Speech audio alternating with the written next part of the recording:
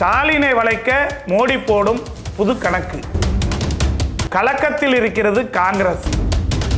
பிரபல பத்திரிகை எழுதிய கட்டுரையின் காரணமாக ஒட்டுமொத்த இந்திய அரசியலையும் தமிழக அரசியலும் மாற்றி கட்டமைக்க ஸ்டாலினும் அறிவாலயத்தில் கணக்கு போட்டுக் கொண்டிருக்கிறார்களா?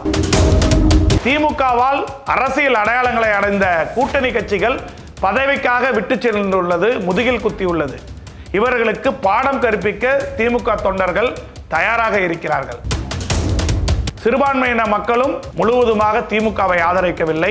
இந்த மக்களுக்காக காப்பாற்ற மோடி அரசாங்கத்தை ஏன் நாம் தொடர்ந்து எதிர்க்க வேண்டும்? திமுகவையும் திமுகவின் முன்னணியினரையும் தமிழகத்தையும் காக்க ஏன் மாற்று கணக்கை பாஜகவோடு நாம் போடக்கூடாது என்ற அறிவாலய கணக்கும் தொடங்கிவிட்டதாக பல கருத்துக்கள் வந்துள்ளது.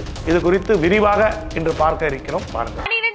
பொதுத் தேர்வில் மாநில அளவில் சிறப்பிடம் பிடித்த நாமக்கல் குறிஞ்சி மெட்ரிக் மேல்நிலைப் பள்ளி 10th வகுப்பு பொதுத் தேர்வில் 490 மதிப்பெண்களுக்கு மேல் பெறும் மாணவர்களுக்கு கல்வி கட்டணம் முழுவதும் இலவசம். நீட் ரிப்பீட்டர்ஸ் பேட்ச் மற்றும் ஒரு வருட சிறப்பு பயிற்சி வகுப்புகள். குறிஞ்சி கல்வி நிறுவனங்கள், காவேரிப்பட்டி, நாமக்கல். தமிழக அரசியலில் ஏற்பட்டிருக்கக்கூடிய மாற்றங்கள் டெல்லியிலும் அதிர்கிறது. திமுகவை மையப்படுத்தியே இந்திய அரசியல் சுழன்று கொண்டிருக்கிறது. அது திமுக வெற்றி பெற்ற போது மட்டுமல்ல, திமுக தோல்வியுற்றும் டெல்லியில் திமுகவின் செல்வாக்கு கூடிக்கொண்டே இருக்கிறது. தமிழகத்தில் தேர்தல் முடிவுகள் வெளியானவுடன், தாவேகாவுக்கு அறுதி பெரும்பான்மை கொடுத்தவுடன், திமுகவில் நீண்ட காலம் கூட்டணி கட்சியாக இருந்த காங்கிரஸ் கட்சி திமுகவுக்கு முதுகில் குத்திவிட்டு தாவேகாவின் பக்கம் சென்றது. தாவேகாவுடன் சென்றது, அது ஆட்சியில் பங்கெடுத்திருக்கிறது. காங்கிரஸ், தமிழக காங்கிரஸுக்கு மிகப்பெரிய வளர்ச்சி. ஆனால் இந்தியா கூட்டணியில் ஒரு நம்பகமான தோழனான திமுகவை இழந்துள்ளது. திமுகவுக்கு மாற்றாக விஜயின் தாவேகா வரலாம் தமிழகத்தில். ஆனால் அகில இந்திய அளவில் ஸ்டாலினுக்கு மாற்றாக விஜயை முன்னெடுத்து இந்தியா கூட்டணியை வடிவமைக்க முடியாது. இந்தியா கூட்டணியில் காங்கிரஸ் இருக்குமா, அல்லது வரும் தேர்தலில் காங்கிரசின் சார்பாக பிரதமர் வேட்பாளராக ராகுல் இருப்பாரா, அல்லது காங்கிரஸ் கட்சி இருக்குமா என்றெல்லாம் தெரியாத நிலையில் இந்தியா கூட்டணி ஒரு கேள்விக்குறியாக மாறிவிட்டது. இந்த காங்கிரஸ் கட்சி தமிழகத்தில் எடுத்த ஒரு முடிவால் அகில இந்திய அரசியலே புரட்டி போட்டு இருக்கிறது. அதன் அடிப்படையில் தான் நேற்று இந்தியாவின் பிரபல நாளேடு ஒரு செய்தியை வெளியிட்டு இருக்கிறது. திமுகவையும் ஸ்டாலினையும் தன் பக்கம் இழுக்கும் வேளையில் மோடியும் அமித்ஷாவும் இறங்கிவிட்டனர். பாஜகவிற்கு ஸ்டாலின் என்ற கூடிய ஒரு ஆளுமை மிக்க தலைவர் அவசியம் தேவை. எப்படி நிதிஷ்குமாரை அளித்தார்களோ, சந்திரபாபு நாயுடுவை இழுத்தார்களோ, அதே போன்று ஸ்டாலின் மட்டும் வந்துவிட்டால் அகில இந்தியாவிலேயே பாரதிய ஜனதா கட்சிக்கு என்கின்ற மோடி எதிர்ப்பு அலை என்பது இந்தியாவிலே இல்லாமல் சென்றுவிடும். அதனால் திமுகவிற்காக எந்த தியாகத்தையும் செய்து கொள்ள மோடி தலைமையிலான பாஜக தயாராகிவிட்டதாக தெரிகிறது. அதற்காகத்தான் தூண்டில் போடும் வேலையை நேற்று ஒரு ஊடகத்தின் வாயிலாக போட்டிருக்கிறார்கள். இதில் இரண்டு கட்சிகளுக்குமே சாதக பாதகங்கள் அதிகமாக தென்படுகிறது. ஏன் இந்த கட்டுரை வெளியானது? இந்த கட்டுரையின்படி நடந்தால் என்னென்ன மாற்றங்கள் எல்லாம் தமிழக அரசியல் நடக்கும் என்று பார்த்தால், எதற்காக பாஜகவிற்கு திமுக வேண்டும் என்றால், திமுக காங்கிரஸ் கூட்டணி கட்சியிலிருந்து வெளியேறியவுடன் அவர்கள் அடித்த அடிதான் சபாநாயகரிடம் வைத்த வேண்டுகோள். அதாவது காங்கிரஸோடு சேர்ந்து நாங்கள் இருக்கையில் அமர முடியாது, தனி இருக்கை வேண்டும் என்று அவர்கள் அடித்த அடி இந்தியா கூட்டணி என்ற கூட்டணியை டமாலாக்கிவிட்டது. இப்பொழுது அந்த பேப்பர் சபாநாயகர் கையில் இருக்கிறது. 22 எம்பிக்களை வைத்துள்ள திமுகவிற்கு ராஜ்யசபாவிலும் நல்ல பலம் இருக்கிறது. ஆதலால் திமுக நினைப்பது டெல்லி பார்லிமெண்டில் நடக்கும். அதற்கு சபாநாயகரும் ஒத்துழைப்பார்கள். இவ்வளவு பலம் வாய்ந்த திமுகவை ஒரு தோல்வியினால் அவர்கள் தோன்றுவிட மாட்டார்கள். ஏன் அவர்கள் ஒரு நம்பகமான தோழராக வாஜ்பாய் பீரியடு போல் நாம் மாற்றிக்கொள்ளக்கூடாது என்று மோடி நினைத்ததற்கு இப்பொழுது உள்ள அரசியல் சூழ்நிலையும், பார்லிமெண்டில் பாஜகவுக்குமான எண்ணிக்கை, மோடியின் வரலாற்றில் சமீபத்தில் கொண்டு வரப்பட்ட தொகுதி மறைவரைவு சட்டம், பெண்களுக்கு ஆதரவான சட்டம் எல்லாம் தோல்வியில் முடிந்தது. மோடி அமித்ஷாவின் அரசியல் வாழ்க்கையில் இதுதான் முதல் தோல்வி பார்லிமெண்டில். அதை கொடுத்தது திமுக. போர்க்குணத்தோடு எதிர்த்தது திமுக. காங்கிரஸுக்கு அந்த தைரியமோ பேசக்கூடியவர்களோ பார்லிமெண்ட்டில் இல்லை. அவ்வப்பொழுது விசா வாங்கி கொண்டு பார்லிமெண்ட்டுக்குள் ராகுல் வருவார். அவ்வளவுதான் காங்கிரஸ் கட்சியின் நிலை. அப்படி இருக்கும் சூழ்நிலையில் 2/3 பங்கு இடங்கள் இருந்தால்தான் முக்கியமான மசோதாக்கள் எல்லாம் பாஸ் செய்ய முடியும். பார்லிமெண்ட்டில் பாஜகவுக்கு அந்த இடம் இல்லை. 352 எம்பிக்களின் ஆதரவு இருந்திருந்தால் இந்த சட்டம் பாஸ் ஆகியிருக்கும். கிடைத்ததோ 298. அதில் இந்தியாவிலேயே அதிக எம்பிக்கள் வைத்துள்ள கட்சிகளில் ஒன்றான திமுகவிடம் 22 எம்பிக்களின் எண்ணிக்கை இருக்கிறது. அதுவும் இல்லாமல் ராஜ்யசபாவிலும் இவர்களுக்கான எண்ணிக்கை இருக்கிறது. இது இன்னும் 5 ஆண்டுகளுக்கு 4 ஆண்டுகளுக்கு மாறப்போவது இல்லை. ஆதலால் மோடி அமித்ஷா 29 எலெக்ஷனுக்கு இப்பொழுதே கூட்டணி கணக்குகளை தொடங்கியுள்ளனர். இதில் திமுக எந்த கூட்டணிக்கு போனாலும் நம்பகமான கூட்டணியாக இருந்திருக்கிறது. காங்கிரஸ் கட்சியை இந்தியாவில் உலாவரவ செய்தது திமுக தான் என்ற மிகப்பெரிய கோபம்தான் திமுக மீது பாஜகவுக்கு இருந்தது. இப்பொழுது அந்த காங்கிரஸ் அவர்களை விட்டு சென்று விட்டார்கள். ஒரு கட்டமைப்பான கட்சி, தமிழகத்தில் வாக்கு வங்கி உள்ள கட்சி, ஒரு ஸ்திரத்தன்மையோடு கூடிய மக்கள் செல்வாக்குள்ள தலைவர், இவரை ஏன் நாம் இணைத்து பயணித்தால் வரும் 2029 தமிழகத்தில் நாம் வெற்றி பெற முடியும். இதன் மூலம் இந்தியாவிலேயே மோடி எதிர்ப்பலையை கட்டமைத்து வைத்திருக்கக்கூடிய ஒரே தலைவர் ஸ்டாலின் தான். அது இல்லாமல் போனால் தமிழகத்திலிருந்தும் மோடிக்கு ஆதரவான அலை கிடைக்கும். அடுத்தும் பாஜக ஆட்சி அமைத்து விடலாம் என்ற கணக்கும் இப்போது நடைபெற்று கொண்டிருக்க பாராளுமன்ற கூட்டத்தொடருக்காகவும் வரும் காலத்தில் வரக்கூடிய பாராளுமன்ற தேர்தலுக்காகவும் திமுகவோடு இணைந்து போக பாஜக அனைத்து கணக்குகளும் செய்து கொண்டுள்ளது. இந்த வகையில் தமிழகத்தில் புதிய மாற்றமாக பாஜகவிற்கு அண்ணாமலை தலைவராக வேண்டும் என்று பல கணக்குகள் வந்து கொண்டிருக்கிறது. பலரும் ஆர்வம் தெரிவித்துக் கொண்டிருக்கிறார்கள். ஏனென்றால் தமிழக பாஜக தலைவராக நைனா நாகேந்திரன் சோபிக்கவில்லை. அது பாஜகவும் அதிமுகவும் இருக்கும் இடம் இல்லாமல் சென்று விட்டார்கள். அது மட்டும் இல்லாமல் அந்த இடத்திற்கு அண்ணாமலை வந்தால் தான் சரியாக இருக்கும் என பாஜகவினர் கருதுகிறார்கள். அதிமுகவின் நிலையோ பரிதாபமாக இருக்கிறது.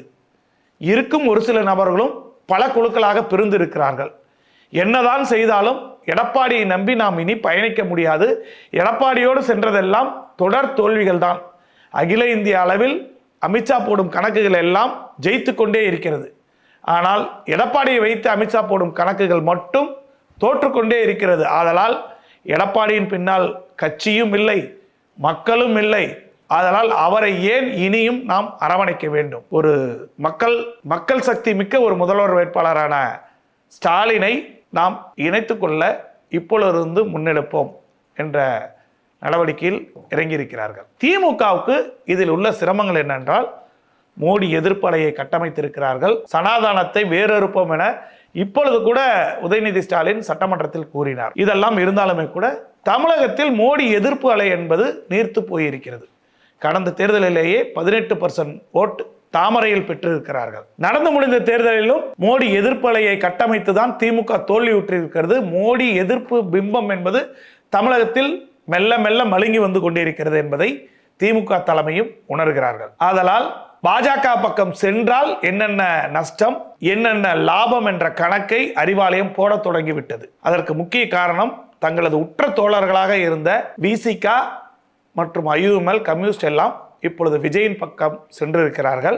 விஜய் இன்னும் 5 ஆண்டு காலம் தேவையான எம்எல்ஏக்களுடன் வலம் வருவதால் விஜய் நிலைத்து ஆட்சி செய்து விட்டால் இவர்களெல்லாம் அங்கிருந்து வருவதற்கான வாய்ப்பு இல்லை. ஏனென்றால் 2 திராவிட கட்சிகளும் கொடுக்காத கூட்டணி மந்திரி சபையில் அவர்களுக்கு இடம் கொடுத்திருக்கிறார்கள். ஆக மொத்தம் இனி விஜய் கூட்டணி விட்டு இவர்கள் வருவதற்கு வாய்ப்புகள் இல்லை. இவர்கள் எல்லாம் உள்ளொன்றும் புறமொன்றுமாகத்தான் திமுக கூட்டணியில் நீடித்திருக்கிறார்கள். திருமாவின் திருவிளையாடல்கள் எல்லாம் தேர்தல் காலத்திலே பார்த்தாச்சு. உண்மையாக திமுகவின் கூட்டணியில் உழைக்காத ஒரு தலைவர் என்றால் அது திருமாதான். அவர் காட்டுமன்னார் கோயில் போட்டியிடப் போவதாக அறிவித்ததாகட்டும், தேர்தல் முடிவுகள் வருவதற்கு முன்பாகவே எங்கள் தோழர்கள் வேலை செய்யவில்லை என்றதும், பொற்கொடி ஆம்ஸ்ட்ராங்கிற்கு திரைமுறையில் பணியாற்றியதும், இதெல்லாம் திருமாவின் அரசியல் வாழ்க்கையில் ஒரு கரும்புள்ளியை ஏற்படுத்தி இருந்தது. அதன் மேலாக விசிக என்னும் ஒரு கட்சியில் பாதி பேருக்கு மேலாக தாவேகாவில் சென்று விட்டார்கள். அந்த வாக்கு வங்கி திமுகவுக்கு அறுவடையாகவில்லை. அதே போன்று முஸ்லிம் லீக்குகளை எல்லாம் இணைத்து சீட்டு கொடுத்தார். அந்த முஸ்லிம் மக்களின் முழு வாக்கும் திமுகவுக்கு வரவில்லை. அதிலும் பெரும்பகுதி விஜய்க்கு சென்றிருக்கிறது. கிறிஸ்துவ மக்களும் முழுமையாக திமுகவுக்கு வரவில்லை, ஒரு பகுதி விஜய்க்கு சென்றிருக்கிறது. முழுவதுமாக சிறுபான்மையினரின் பாதுகாவலராக இருந்து கொண்ட ஸ்டாலினுக்கு ஏற்பட்ட இழப்புகள் என்பது மத்திய அரசை எதிர்த்து அரசியல் செய்ததில் மிகப்பெரிய எதிர்ப்புகள் இருந்திருக்கிறது. மிகப்பெரிய பாதுகாப்பற்ற தன்மை, வழக்கு எல்லாம் இருந்திருக்கிறது. இதையெல்லாம் இந்த சிறுபான்மையினர் பாதுகாப்புக்காகவே ஸ்டாலின் கட்டமைத்தார், பாதுகாத்தார். ஆனால் அந்த சிறுபான்மை மக்களும் விளிம்பு நிலையில் இருக்கக்கூடிய ஆதி திராவிட மக்களும் திமுகவில் இருக்கக்கூடிய கூட்டணி கட்சிகளையும் நம்பவில்லை, திமுக தலைவரையும் நம்பாததனால்தான் தாவேகா இவ்வளவு பெரிய வெற்றியை பெற்றிருக்கிறது. ஆதலால் திமுக விட்டு சென்றவர்களை மீண்டும் அழைக்க திமுக தயாராக இல்லை. மாற்றுக்கணக்கில் இவர்கள் போனால் பெரும்பான்மையாக இருக்கக்கூடிய இந்துக்களின் வாக்கு கிடைக்கும். நமக்கு வர வேண்டிய சிறுபான்மையின் வாக்குகள் என்பது எங்கிருந்தாலும் கிடைக்கும். அதில் ஒரு சில தான் குறையுமே ஒழிய இதற்கு மேல் குறைய வாய்ப்பில்லை என்ற கணக்கு ஸ்டாலின் போட்டு வைத்திருக்கிறார். அதற்கு மேலாக தமிழக அரசியலில் திமுக, பிஜேபி மற்றும் பாமக இணைவது இந்த கூட்டணியில் உறுதியாக தெரிந்தாலுமே கூட மற்றபடி டிடிவி, தேமுதிகவெல்லாம் இணைத்துக்கொள்ள வாய்ப்புகள் அதிகம். ஏதேனும் ஒரு காரணத்தை ஜவாப் சொல்லிவிடுவார் டிடிவி.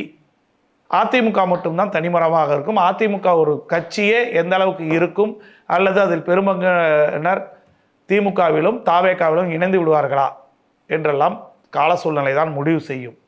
அந்த வகையில் தன்னை விட்டு சென்றவர்களையும் கூட இருந்து குளிபெருத்தவர்களையும் வாக்களிக்காத மக்களையும் நினைத்து அறிவாலயம் போடும் கணக்கும் ஒரு வகையில் பாதுகாப்பாகத்தான் திமுகவுக்கு இருக்கும். ஏனென்றால் ஒன்று மாநிலத்தில் ஆளுங்கட்சியாக இருக்க வேண்டும், இல்லையில் மத்தியில் ஆளுங்கட்சி துணையோடு இருக்க வேண்டும்.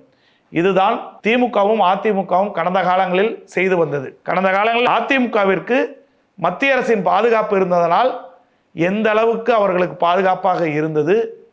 இங்கு அதிமுகவின் முன்னாள் அமைச்சர்கள் வேலுமணி, சி.வி. சண்முகம் போன்றவர்கள் மீதெல்லாம் வழக்கு தொடுக்காமல் பாதுகாக்கப்பட்டது ஆளுநர் மாளிகையும் மத்திய பாஜகவும். அப்படி அவர்கள் பாதுகாத்து கொண்டுதான் இன்னமும் கட்சி உயிர்ப்போடு இருக்கிறது. இல்லை என்றால் கொடாநாடு கொலை வழக்கு முதல் ஊழல் வழக்கில் அதிமுக முன்னணி தலைவர்கள் எல்லாம் சிறை சென்றிருப்பார்கள் திமுகவின் ஆட்சியில். இப்பொழுது அதே நிலை திமுகவுக்கு வந்துவிட்டது. இப்பொழுதே சேகர்பாபு மீது வழக்கு, மின்சாரத்துறையில் செந்தில் பாலாஜி மீது வழக்கு, அனிதா ராதாகிருஷ்ணன் மீது வழக்கு, அமலாக்கத்துறை வழக்குகள் எல்லாம் திமுகவின் முன்னாள் அமைச்சர்கள் மீதும் இருக்கிறது. இவர்களை எல்லாம் காப்பாற்றி திமுகவை காப்பாற்ற வேண்டுமே ஆனால் மாநிலத்தில் இல்லாமல் மத்தியிலாவது ஆதரவு தேவை. மத்தியில் அசுர பலத்தில் மோடியும் அமித்ஷாவும் இருப்பதால் அவர்களை பகைத்து கொண்டு இந்த சிறுபான்மை மக்களுக்காகவும் இந்த விளிம்பு நிலை ஆதி திராவிடர்களுக்காகவும் நாம் ஏன் இருக்க வேண்டும் என்ற எண்ண ஓட்டம் திமுகவிடம் இருக்கிறது. இனி கூட்டணி கட்சிகளை நம்பி நாம் இருக்க வேண்டிய அவசியம் இல்லை. அவர்கள் எப்படி பதவிதான் அவர்களுக்கு முக்கியம் என்று கேட்கிறார்களோ அதேபோல் திமுகவும் தன்னை காப்பாற்றிக் கொள்ள இந்த வழியை ஏன் தேர்ந்தெடுக்கக்கூடாது என்பதை யோசிக்க தொடங்கிவிட்டார்கள் என்பதுதான் இந்தியா டுடே கருத்தின் மூலமாக தெரிய வருகிறது. இந்த கணக்கு அறிவாலயத்தையும் ஒரு ஓரத்தில் போடப்பட்டு வருகிறது. உள்ளாட்சி தேர்தலுக்கு பின்பு இந்த கணக்கு மெருகேறலாம் அல்லது காங்கிரசுக்கு ஆதரவாக இல்லாமல் டெல்லியில் அரசியல் களம் ஆடினாலே திமுகவுக்கு பாதுகாப்பு இருக்கும் என்பதுதான் டெல்லியின் திமுக போடும் கணக்காக இருக்கிறது. இதையெல்லாம் லாவகமாக கையாளுவதில் ஸ்டாலினுக்கு நிகர் ஸ்டாலினே. பார்க்கலாம், பாஜகவின் பிடியில் திமுக சிக்கப் போகிறதா அல்லது திமுகவின் பிடியில் பாஜக சிக்கப் போகிறதா என்பதையெல்லாம் பொறுத்திருந்து பார்க்கலாம். காத்திருப்போம், வாருங்கள். 12ஆம் வகுப்பு பொதுத் தேர்வில் மாநில அளவில் சிறப்பிடம் பிடித்த நாமக்கல் குறிஞ்சி மெட்ரிக் மேல்நிலைப் பள்ளி 10ஆம் வகுப்பு பொதுத் தேர்வில் 490 மதிப்பெண்களுக்கு மேல் பெறும் மாணவர்களுக்கு கல்வி கட்டணம் முழுவதும் இலவசம். நீட் ரிப்பீட்டர்ஸ் பேட்ச் மற்றும் ஒரு வருட சிறப்பு பயிற்சி வகுப்புகள். குறிஞ்சி கல்வி நிறுவனங்கள், காவேரிப்பட்டி, நாமக்கல்.